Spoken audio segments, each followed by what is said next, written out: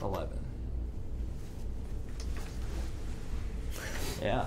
Hello, and welcome to another week at the Kingdom Games Studio. I'm Chris, your humble community servant. People have stopped asking me if we're in a castle. Appreciate that. We're in a studio. Thanks. Today I'm here with Joe and Mike. Yo. Do you guys want to introduce yourselves with your formal titles and the official jargon? Alright, I'm Joe Henley. I'm a gameplay designer / level designer here at Kingdom Games. I work in levels on a day-to-day basis. I mostly do kind of fill around with combat stuff, but I do own a couple of the gameplay structured and scripting in various acts and levels of 5. And I also help out with whatever else needs helping out. That's kind of everyone here too. Yeah, that's pretty common, which is a good thing. Mike Madden, I'm the Director of Development and work on everything from game systems and kind of the direction we want them to go to resource management, budgets, and all the non-fun game development stuff. All the businessy side. Yeah, of it's, indie I'm sick. I kind of enjoy it, but I can understand it's a little dry as far as making a game goes. Yeah. So what's been going on this week? We're talking that it's 1 month from release, and I know everything's been crazy here. There's a ton of work that's getting done that needs to be done. What are you guys working on lately? What is the biggest success of this week? Is probably a good place to start. I'd say from a design point of view, we're all about the bug stomping right now. Yep. Getting close. We're starting to wind down. Really pounding out all those critical bugs that maybe block progress from the game and anything that just egregious that definitely needs to be fixed before ship, and just getting all the little bells and whistles in place, putting some more polish in whenever we get any sort of downtime rather, and just working it on it. Yeah. It's probably one of the busier times for a studio.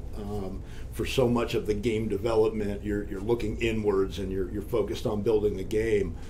Now we're in a position where not only are we maintaining that view internally to make sure we're checking all the boxes and everything we want to do, but we also have to start, at least a group of us, looking at external, how we are going to market the game, how do we want to position it, and where we want it to be viewed, and all of those things. So it's a very busy time right now. Oh yeah, I've been in on several of these positioning conversations. Yes, you have. It's really fun. We get to debate wording, word for word, letter for letter.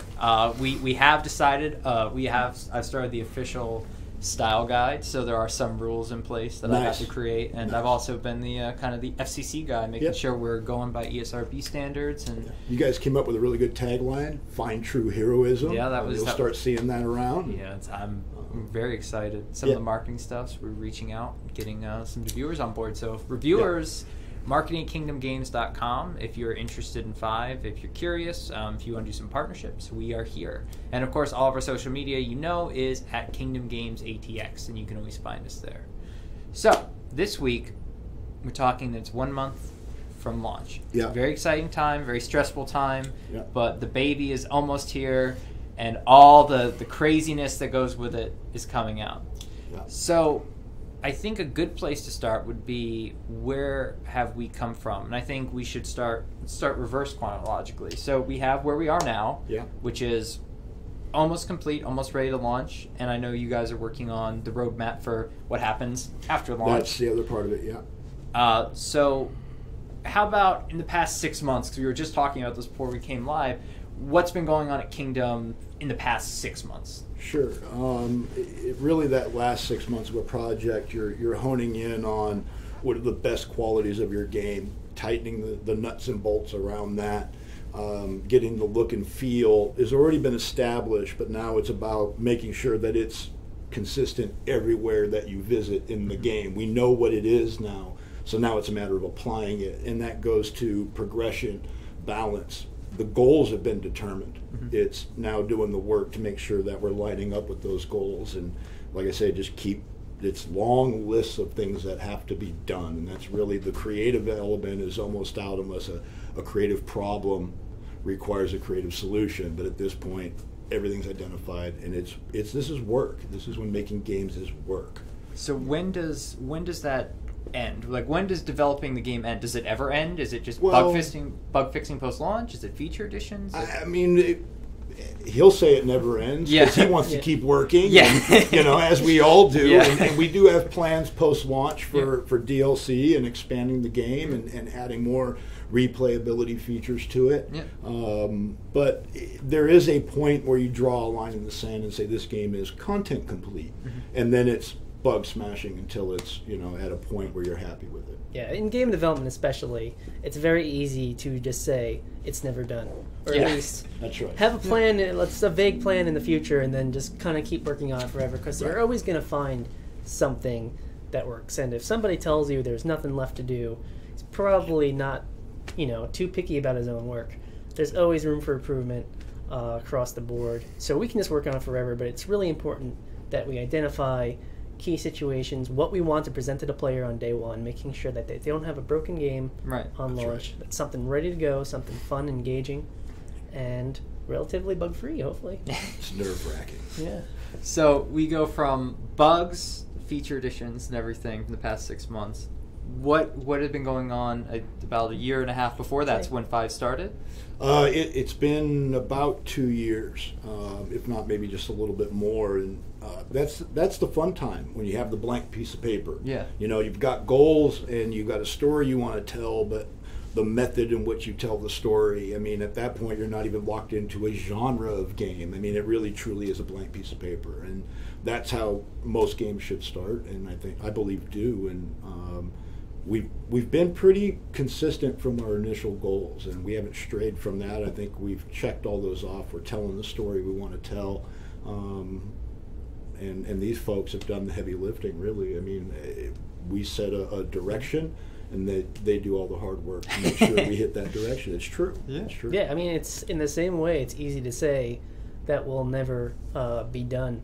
It's easy to stray if you don't have that clear direction for where you want to go. Yeah. So how would you know when it's done? Right, like going back to my old level design days, working on stuff like in Unreal Tournament and stuff, you make a map, and if you don't have a clear plan and you don't have a clear set goal where you're trying to get to, you may say, oh, this is taking a direction that I didn't think of.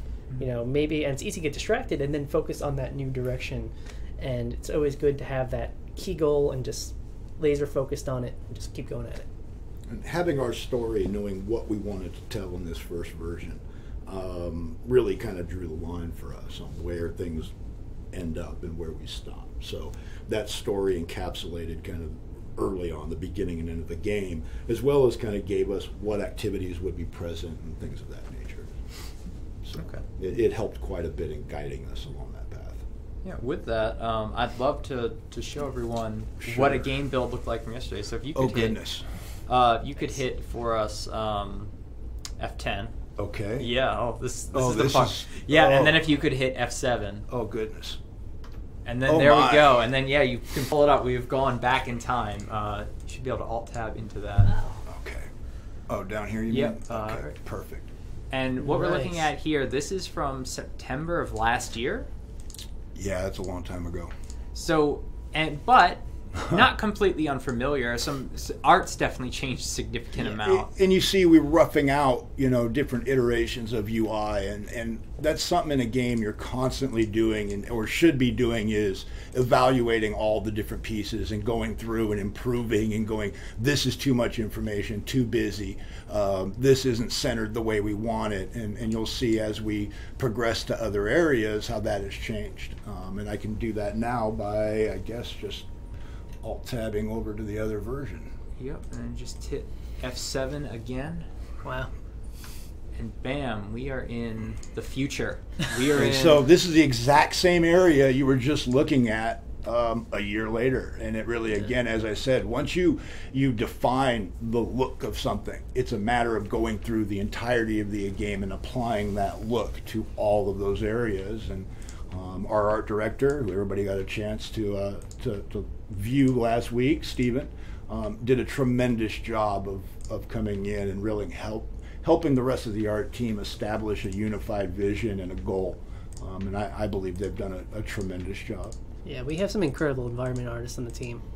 Yeah, I was saying, just the depth of these levels that you have this mountainous range in the background. You'll have just little details like fires. Sure. And very, very far distance. And they had some challenges. This is a game based on a real-world environment with actual locations that you can go and zoom in on Google Earth and take a look at. And, in a fantasy world, if something's not cool enough, well, then they can just come up with something. Mm-hmm. Here, we kind of needed to take what are the coolest elements of these real-world locations and how do we highlight those to make sure that we did have that same visual appeal as you're moving around the different places of the game.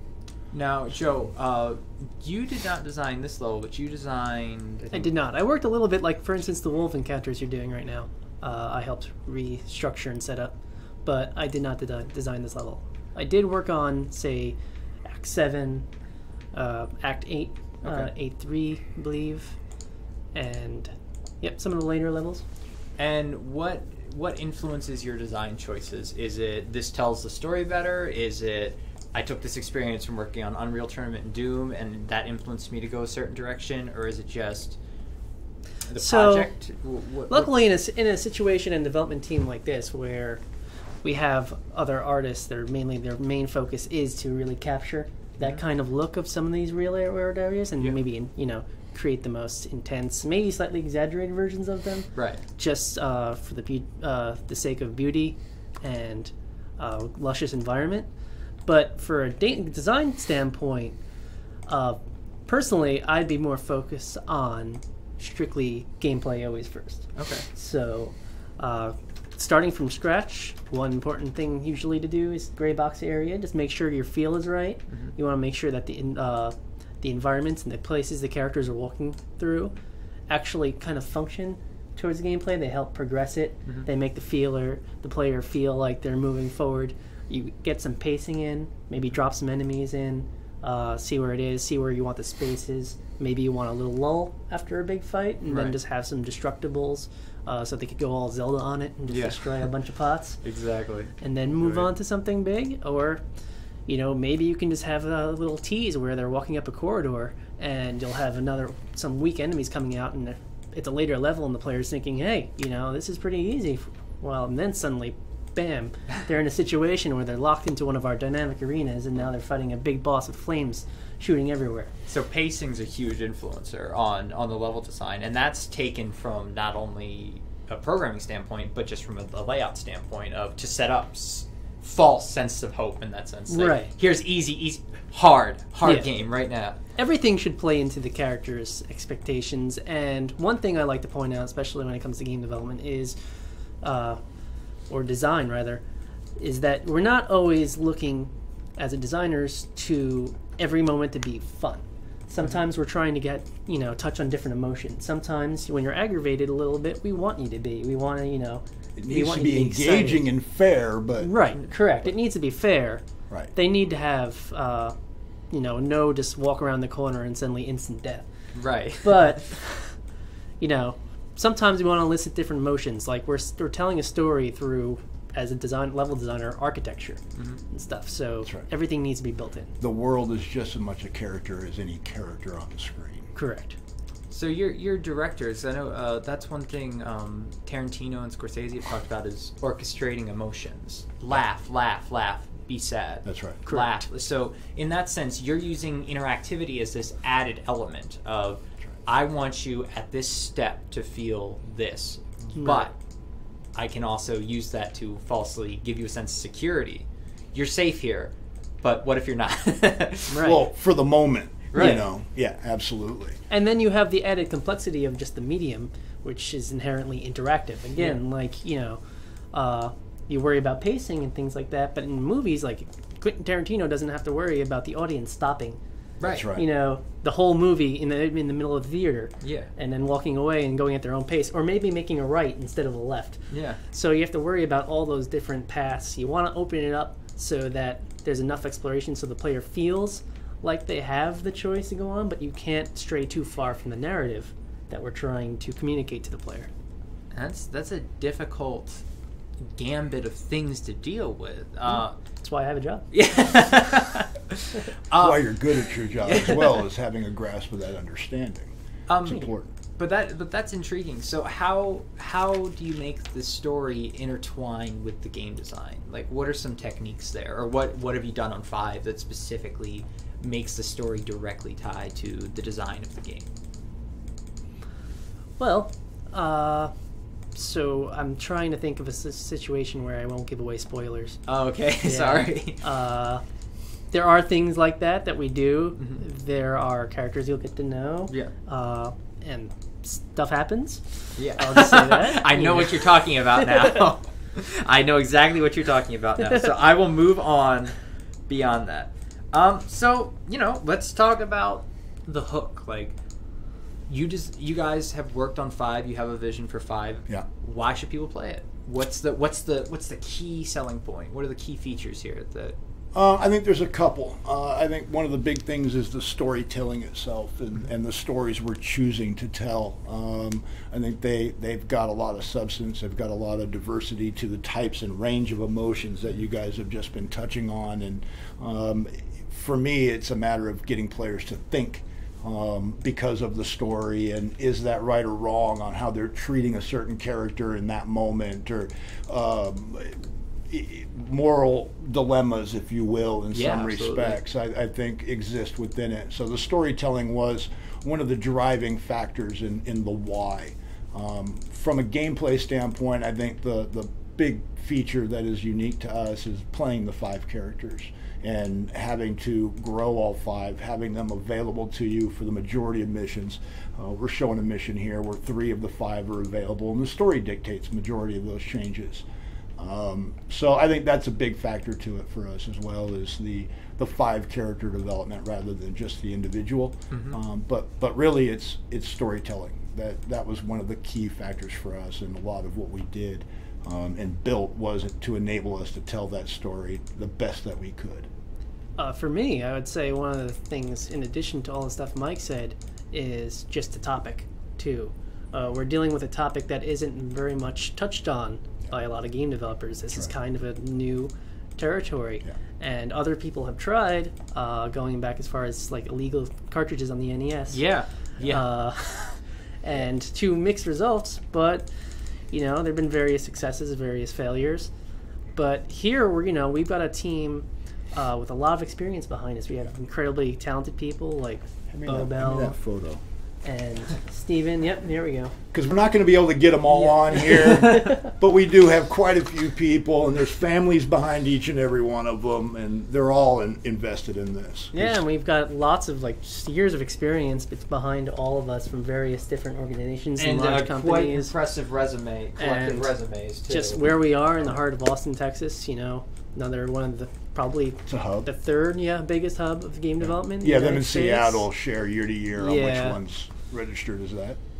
But we're trying to make an honest to goodness attempt at this, and I'm really hoping to see this succeed, so maybe we can expand upon and tell other stories that we really haven't gotten a chance to see in this medium yet. That's right. And it's just, what interests me is the depth of the stories. Like, I've heard the story of David Goliath. It's a colloquialism. It's almost a cliche at this point. But to know the story of the mighty men, how deep it goes, and kind of see, without giving away too much, if you've read the story, you may be familiar. David's almost fall from grace. To see that complete character arc is really fascinating, and it's not something that I think most people would associate with a biblical story. Well, also the decision to see it from a different perspective. Right. So you're not playing, you do get a chance to play as David in a shot, but really you're just going to be the 5. Yeah. All of these men have been, mentioned in the Bible, but only briefly in the sentences. We are creating a story based on the closest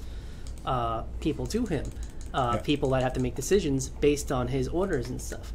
Yeah. So we can it's a really unique perspective that not a lot of people go for. You start to get an idea of how did they feel about some of the decisions that he made. The only comparative I've ever seen is Rosencrantz and Guildenstern Are Dead, which is essentially the 2 minor characters from Hamlet taken and given their own play. What happens in between these spaces, which is a really interesting place to start examining. I could throw another example out too with Ender's Game. There was a sequel called from the character's Bean's perspective. He's he just was there in training with him, and you get to watch it from another perspective. So cool. It's an interesting storytelling device that you don't commonly see. Correct. Which then would lead me to the ARPG, the action RPG, the Diablo style. Dare I say, I won't say the Diablo clone because I think that has an interesting connotation to it, but the action RPG isometric perspective game. Yep. Is this the best mode to tell the story? Is that why it was chosen? Is it because it's the most fun? Why go with the action RPG? A couple of reasons. One, I do think it was the best because of, again, the story, kind of wanting to tell the story of these 5 characters, large battles, taking over cities. Being an indie also will have, some influence on what you can do. We can't go off and do a Grand Theft Auto or a Skyrim styled world of it takes that 5-6 years to build 300 people. Love to do it. We don't have that ability just yet, and hope to one day have that. We certainly have ideas and ways to grow into that, but we felt this was the best for this story and what the elements, again, knowing the story up front and having that well laid out really allowed us to identify what's the best medium of game, what's the best genre type to control and to tell this particular story.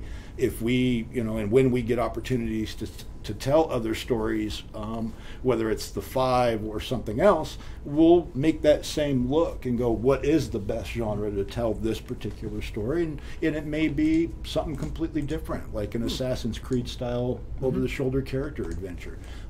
The games really the stories can kind of help define those things, I guess, is the best answer. So, but we found this one to be in particular one we do enjoy. I think the majority of people here have put in their hundreds of hours on the Diablos and the Van Helsings and Grim Dawn, all of those various models.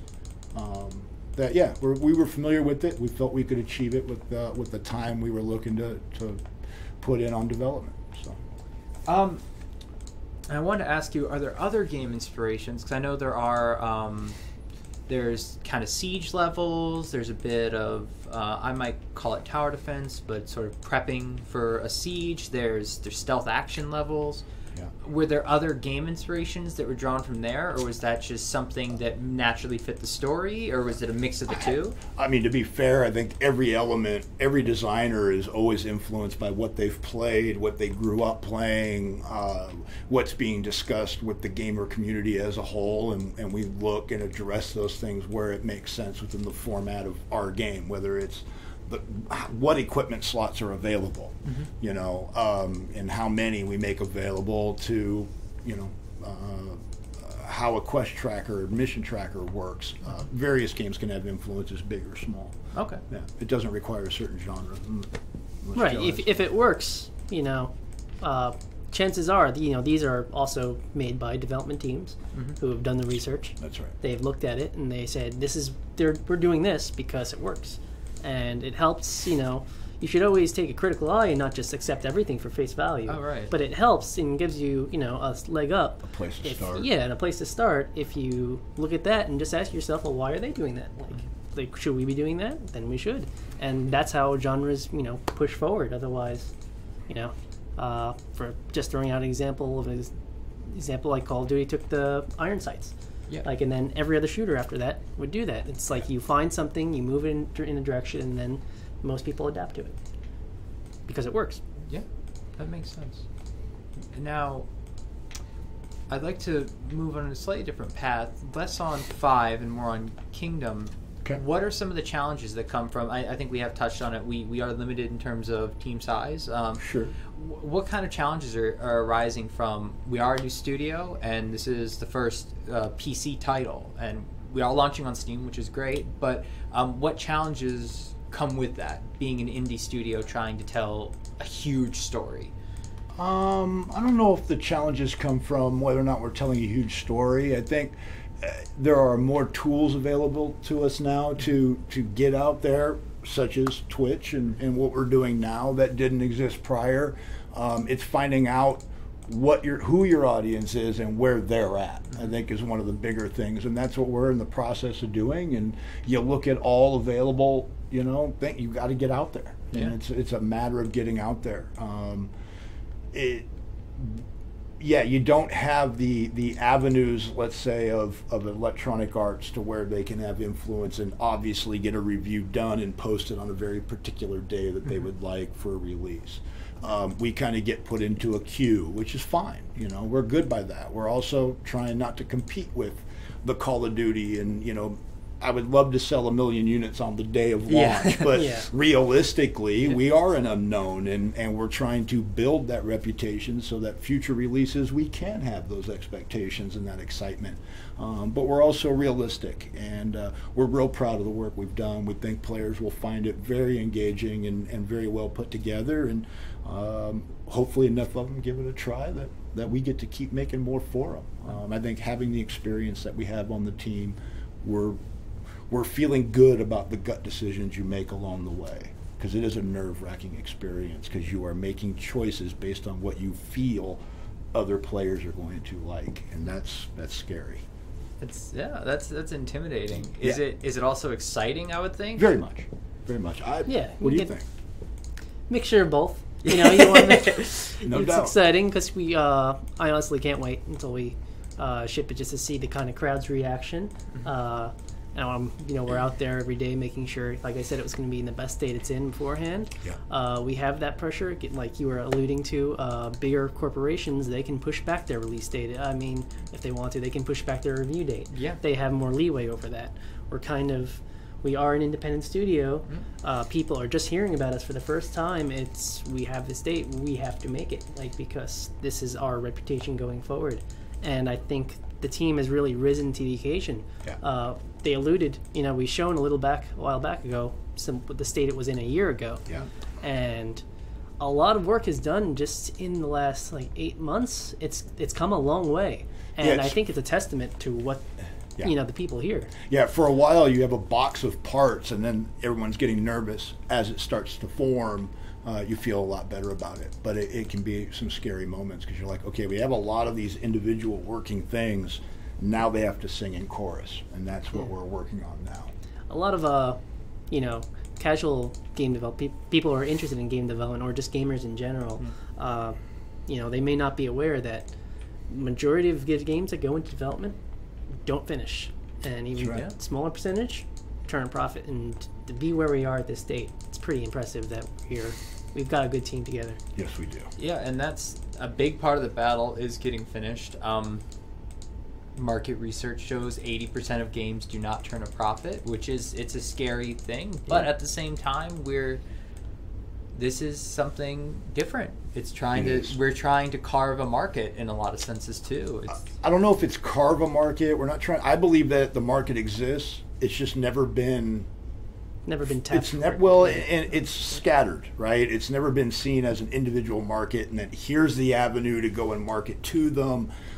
That's the part that we're having to do the work, because we're one of the first to kind of go out and target these kinds of stories and trying to hit a very specific interest, if you will. Well, you had that first-hand visit to Catalyst. That was unbelievable. I've never been hugged and thanked for making a video game before for any reason, and that happened several times, and it was a phenomenal experience to have people thank you for making a game because of the story that this game happens to be telling. It was great to get the kind of compliments that we did. And those were the first eyeballs outside of the studio that have seen anything besides trailer footage, right? That was the first public kind of showing of the game beyond just the trailers and whatnot, and it honestly could not have been better. It was a phenomenal response. It felt really good. I wish everybody on the team could have been there to feel it, because it really reinvigorates you to go back, and as tired as everybody is, as many hours as everybody's been working, it really gives you that energy to make that final push, and tried to share that with them best I could. But again, I think being there, it's just different to really get that vibe firsthand. So, Catalyst is for those that don't know, Catalyst is a conference that's held in leadership conference. A leadership conference that's held yearly in Atlanta, and they have other events, but Atlanta is their flagship, and Correct. Five was taken there and presented about 2 or 3 weeks ago, and just from emails and YouTube comments I've gotten, it's been very positive. Yeah. People are excited. They want a beta test. They want to know how can I help. Of course they want to get their schools involved. Everyone wants to be in the beta test. Just as an FYI, we are not doing a beta. No. So please, as much as I love getting your fan mail about the beta, I cannot help you with it. So I'd like to know. Well, I think we touched on this, but I would like to know, like, we are 1 month from launch. So how much does what we see on the screen here change the next 30 days? Visually, you won't see too much. You'll see some corrections. Maybe the sparkles on this change a little bit or whatnot. But the worlds themselves, for the most part, are taken care of. At this point, it's refining what exists rather than injecting something wholly new. Mm-hmm. If we're finding that, hey, these items are getting lost in the sea of green, then maybe we make an adjustment to the hue so that it pops out a little bit better or whatever the case may be. But at this point, we're pretty much locked into what we've got. We're just making work better. Okay. It's not putting in new. It's all polished. Yeah, absolutely. How much damage certain weapons do, how much defense certain items get, what kind of power level we want players to be by certain level types and whatnot. So it's even down to, as an example, what abilities are resting in where. Maybe this ability is better served here. And so sometimes the changes aren't fixing a bug, but this is better for the experience, or players are finding this ability to be more useful or too overpowered for this early in the game. So it's a lot of shifting and adjusting, but everything that's there or that's going to be in the game is present at this point. We are taking a good look at our day-to-day battles, kind of stuff you're watching right now. Yeah. We're got some feedback from Catalyst that was very helpful, and from other sources, and we're taking a look at it. And we just want to make sure that, your day-to-day, your minute-to-minute, rather, battles, just, they're engaging. They feel like, they're making the most of the abilities that you've worked hard to progress through. Mm-hmm. Making sure everybody stands out from the scene. We don't want anyone to blend out. Yeah. So, we're just taking that kind of stuff. We're really looking at it, taking the feedback, what we can do, and doing it before the launch. Of course, we're trying to avoid feature creep and introducing whole new concepts, because it's tempting, though, right? Is it always tempting? Well, and that's the advantage of what we're planning, is no ideas getting cut, because we're going to continue to support the game post-launch, adding new features, adding whole new stories, all of that. So even if we don't have the time now and it's that good of an idea, it just goes into a list of, okay, here's something we want to get done. And we've got quite a list of things that we fully intend to add and fix and polish and continue to work on, even post-release. For example, it's going to be an ongoing process for us. But the game will be in a very good state when it's launched. It will be a finished game. This is not an early access product. Right. Well, I've been having a lot of fun with Abishai. I've been using his arrow spam. He has I call it the arrow spam. I know that's not the official name. There's an arrow spam that's a mana shot, and then the left click you can put on mana regain. So I've been nailing people with the right click, using the mana regain, hitting them again with the right click. So you're finding some combos between the abilities. Yeah, that's my go-to combo so far. That's great. One thing I want to point out too is don't forget to execute combos based on different characters. That's right. Because right now they're currently bound to the F keys. You can do 1 through 5, and on the fly switch to your 5. You can do a setup situation. Currently, the right mouse button for Eleazar. Kind of shield bash the floor and then momentarily stun everybody. Yeah. Switch out and do some kind of AoE attack on it, unleash. And that's the interesting about working with all those different characters. You can mix and match the combos and choose the way you want to get through it. Yeah, I know, because I think Shama? Is it Shama? I think Shama has he has the arrow suck ability, or the smash ability that sucks everybody in, or is that Joshua Bean? You got some Israelites just hanging out in the camp. Yeah, you just charge through that. I'm not sure which one I think that's Joshua Bean that has that with the spears. Yeah, he slams his spear in the ground, sucks everybody in, and then it blows them all back out with a knockback. Awesome. Yeah, it is. So let's go the emotional route. So we're getting towards the end of my questions for you gentlemen. So now I want to talk about what it's like to be at the end of this 2-year journey. Now I know Joe is not quite a 2-year journey, but almost a year. I mean, And Mike, you've been here since day one, right? Yeah. What's that like to be? We're this close to launch, and is it just like, okay, put this down and then hit the ground running again? It is from a business standpoint, but personally, I've been doing this over 20 years, and it's real easy to take for granted an early game release that you may have, and then you get X number of years into your career, and some people are fortunate and work at places where, you know, every game they've worked on shipped, and they work on a game every 2 years, and they've got a massive list. I can tell you there's a lot of developers that work in the MMO space that have worked on a game for 5-6 years, and it never sees the light of day. And so after a 20-year career, you may only have 2 release games. Yeah, you never take it for granted. I'm kind of in that boat too. It's like I've worked on plenty of titles that we got all the way to basically beta finger testing, and then for whatever business reason, you know, it doesn't come out. So you can never take it for granted. I will always have appreciation for being able to create something, and that's really what we're doing. We are creating something just the same way an artist paints on a canvas. Speaking of, not to interrupt your train of thought, but that just looks like a painting in yeah, I just love the terrain there. This level is gorgeous. The lighting's really good there. But it goes back to, it's scary, it's exciting, but I'll never take it for granted. I always appreciate it. I still go and do the midnight releases, and will stand in line during the holidays for games, because honestly, the passion those people have to stand in the rain at midnight to get a game is why I love doing what I do. I don't like working weekends and not being with my family, more or less than anybody else on the team.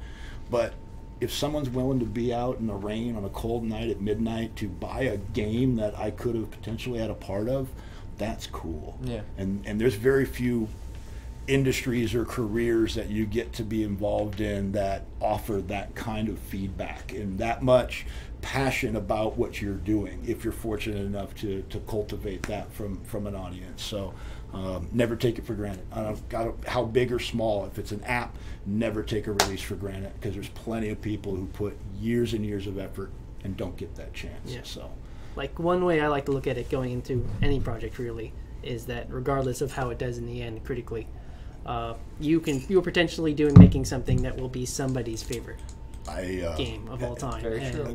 Good art, love or hate it, if you just kind of shrug and I don't evoke any emotion one way or another, to me is a failure. I'd rather have you hate it than just go meh and move along. Right. Like, or never good even art, try it. Right. Good art evokes an emotion, and you're either going to love or hate it. If I can't get you to care at all, that's what did I do wrong. Right. If you hate it, that's cool. I can learn from that. But just meh and moving on, there's nothing to be gleaned from that. So, yeah, we'll see. We'll see how people feel when they get their hands on it. Don't hate me. No, don't hate any of us. I mean, you may not like the game. That's personal preference and choice. I think you will. I think we've delivered an experience that has a lot of entertainment value, that's got a lot of cool moments. But every dev here has worked to deliver the best that we feel we can. It's never our intent to upset gamers, if you will. Yeah. But they're out there. Yo. We've all dealt with them all. Yeah. So. We've all probably been there at I've some been point there or on the two. forum We've or been two on that myself. side. No doubt. I've been unhappy with a game not working on launch, or we've all been there. No doubt. We're all gamers here, and that's the other thing is we get it. We share that passion. Yeah. We stay up late to play our favorite game on night of release. So we totally understand. Totally understand. You guys in the chat, if you have any questions, now is the time to ask them. I'm going to give these guys, I've just got one more for them, and then we're done for the day. So if you have any, just type them in the chat. I'm reading, so I will get to you. So we talked about it a little bit before, but what's the future look like for 5, for Kingdom? I mean, what are obviously nothing's set in stone yet. No. We want to make that clear. There's nothing set in stone. But what's kind of a preview of what we're thinking? What are some options? Well, I will glean that co-op is a big component to our future plans, and something that we are going to be looking to add into this game, and going forward cultivate the game to feature that aspect of it, as well as telling additional stories and doing all those things going forward. So it's exciting, in my opinion, on the things that we're going to be doing and adding to it. And I'm looking forward to continuing the story, and it is something we're going to be doing. Should things go exceptionally well, who knows? The future's bright. There's lots of good things we want to do, which I'm not ready to share yet. But yeah, it'll all depend on the success we find with this one going forward, and keep working on it, and we're going to find that success, and hopefully with a great crowd and community of players that give feedback, and we definitely want that feedback so we can be responsive and update the game according to what they're looking for as well. Yeah. That's why it's a good thing to get this thing on day one. So so you you go. can be there and so watch you can the be part of that changes process. Are there They'll contribute because we're not bending in this game. Any specific ideas for level design, certain gimmicks or stuff that you wanted to get in that wouldn't work for 5, but you think could work for a future thing you have in mind, or is it? Well, of course, you're doing this, and like I said, when you're in the middle of something and you have a plan, you're building it, and then you're like, oh wow, like this gives me another idea. I can do this. So there's all sorts of those kind of things that come up when you're doing it, and it's an inherently creative process. So of course your mind's just going to be everywhere, and it's led me to quite a number of things that I'm definitely looking into. You got not kind only of for a couple things in post-launch. the notebook that you're like, I've got some ideas. So Yeah, it's definitely things we can do to play with things that we have currently established and just present them in a different light and just bring a new experience for post-launch content. I will give a clue as to one thing that we're looking at. We wanted to do with this, but just in time and focus didn't think it was right, and that was a big part of the combat and militaries of this area were chariots. And we think finding a way to incorporate chariots into an action RPG would be a pretty cool thing, and is something we will be devoting some time and energy towards moving forward. Yeah, that's there pretty you good. go. That's a pretty good tease. That's your little tasty nugget. And one big thing we will do is we will be very forthcoming and very transparent with our development roadmap, if you will, and Chris will be kept in the loop and sharing that through all the social channels as we get that put online, and give players a view into actually where our time is being spent more specifically, and that'll be on the website and things. Yeah, it's one of those things that it's like there's a million things, and that's one we want to get to. It's just on the list. It's on the list, so there will be a publicly facing development roadmap. I have talked about this on the Steam forums very kind of mysteriously. We will be very clear of what to expect. The reason we don't have it all out there yet is because it is. We're still forming that. We're there. This is the focus. Getting this done as best as it can be and put in front of folks, and then we'll go from there. And we also don't want to be so concrete with where we're going that players, communicating to us some really nice additions they'd like to see, both to help with their experience or to make it a more fun experience. We want to be able to inject those, and so we'll be agile that way and very ears open, if you will. So I want to thank everyone for watching. I want to thank Mike and Joe for joining us today. I know they're busy and crazy. Just so you guys know, it's Kingdom Games ATX on all social platforms. Your favorites are on there. I installed this nice little plugin, so if you just type in !plug, it'll give you all of our stuff that you need. Next week, I will be here with the studio head. I will be here with James. We're talking history, origins of Kingdom, and all sorts of fun stuff. So, won't that be glorious for you? Yeah, it will be very, very fun. Of course, we are on Steam right now. I will be on the forums. We're doing pre-orders through our website. That is not a Steam version. So if you're a Steam user and you want to wait, you're going to wait until the launch day, November 24th. And with that, we are out from the Kingdom Games studio. Thank you for watching. Thanks, folks. We will be back next